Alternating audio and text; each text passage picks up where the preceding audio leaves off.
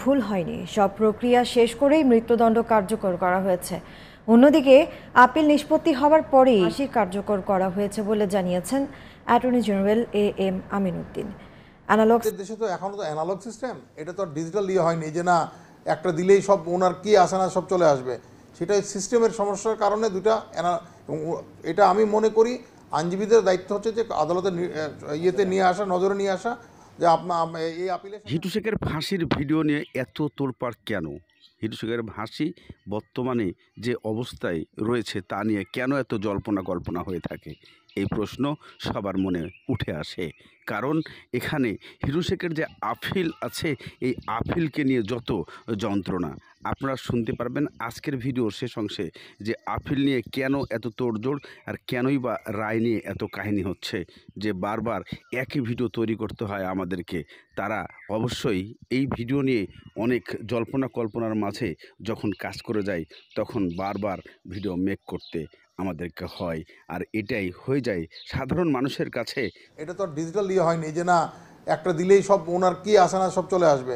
সেটা সিস্টেমের সমস্যার কারণে এটা আমি মনে করি আইনজীবীদের দায়িত্ব হচ্ছে যে আদালতের ইয়েতে নিয়ে আসা, নজরে নিয়ে আসা যে এই আপিলের সাথে একটা আপিল আছে। 5টা আপিল থাকলে তো রায় তো একটাই হবে। এটা তো সব গুণাগুণ বিচার করে আপিলে রায় দিয়েছেন।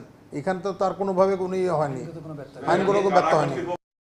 এজন্য সংশোধন করা হয় নারী ও শিশু ধর্ষণ হত্যা মামলার বিচারের আইন।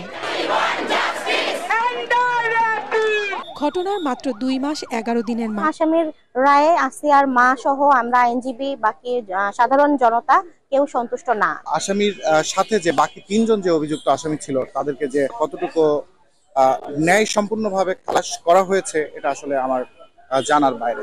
মামলার সকল নথি পাওয়ার পর যাচাই বাছাই শেষে প্রয়োজনে উচ্চ আদালতে আপিল করা হবে বলে জানান রাষ্ট্রপক্ষে। 6 মার্চ মাগুরা শহরের নিচ নান্দুয়ালি গ্রামে বোনের শ্বশুর বাড়িতে বেড়াতে গিয়ে ধর্ষণের শিকার হয় শিশু আসিয়া।